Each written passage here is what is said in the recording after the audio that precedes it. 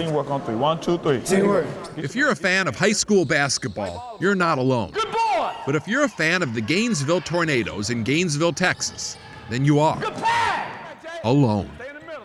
Usually, our fan base was close to zero. My parents came one game, but they didn't come to the other ones because they didn't have time. The other students at Gainesville don't come to the games either, mostly because they can't get out.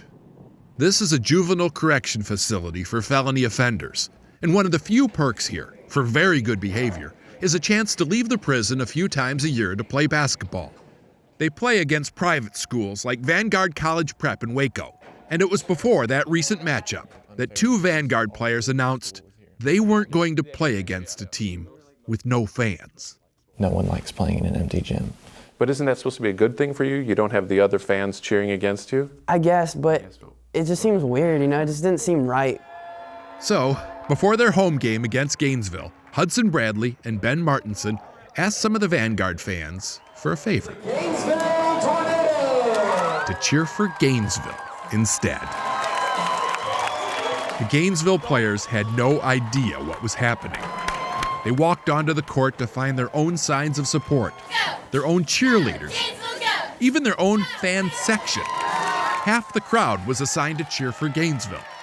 But then as it went on, everybody just kind of got so into it. Nobody was cheering for you? Everyone was cheering for them. I mean, every time they scored, the gym was just lit up with cheering and clapping, and everyone was on their feet. This is not what I've ever seen sports be. I think in a way, this is kind of how sports should be. It just kind of showed me the real impact that encouragement and support for anybody can make. Hudson says we all need someone to believe in us. We all need someone who knows our mistakes and loves us anyway. And for that, the Gainesville players can't thank those boys enough. It's something I won't forget. When I'm old man, I'm just gonna be thinking about this. Probably remember this for the rest of my life. And finally, as for who won the game, well, obviously they didn't care. So why should we? Steve Hartman, on the road, in Waco, Texas.